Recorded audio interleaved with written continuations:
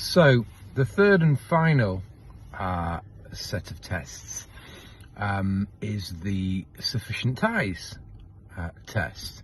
And we should only really end up here if and only if you've not come to an answer under either the first test, which was the automatic overseas test, or the second, which is the automatic overseas test. So this third test, the sufficient ties test, is really like the lost property department, really.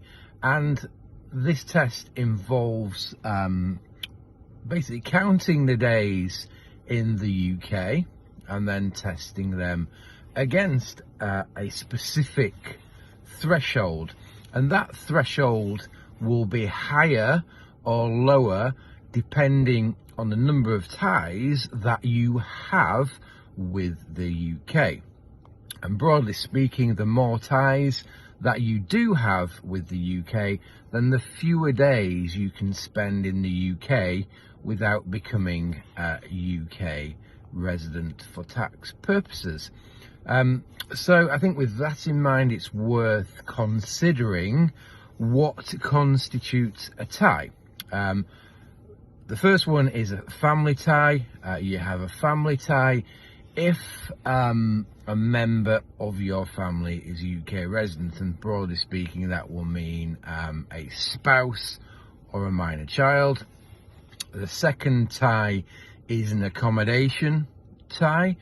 So you'll have an accommodation tie in the UK if you have a property available for your use. So something like you've retained a family home but haven't let it out to a third party, then that may still constitute or likely will constitute an accommodation tie.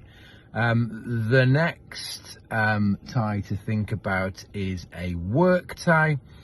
If you perform more than 3 hours work in the UK on 40 or more days in the tax year, then you will have a work tie in the UK.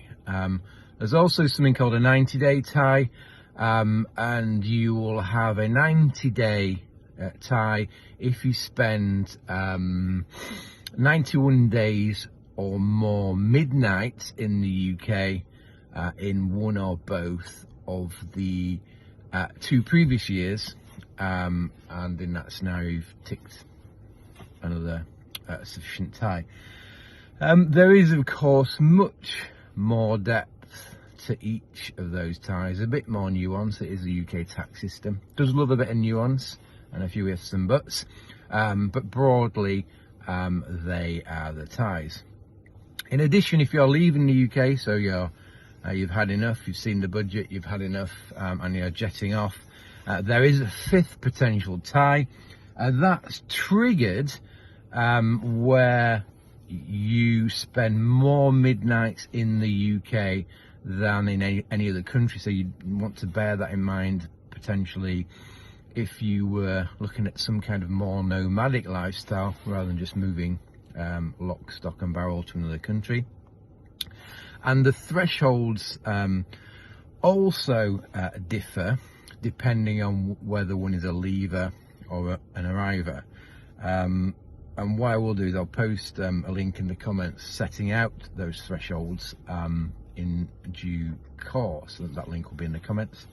But to summarise, that it tends to be harder to escape the UK than it is for a visitor to the UK to become a UK resident. So as I say, I'll post the link to those thresholds. But if you like this video, please do give me a follow. Feel free to post any comments, queries. People are starting to do that now. And if I can answer them, I will try my very best. But for now, thank you very much.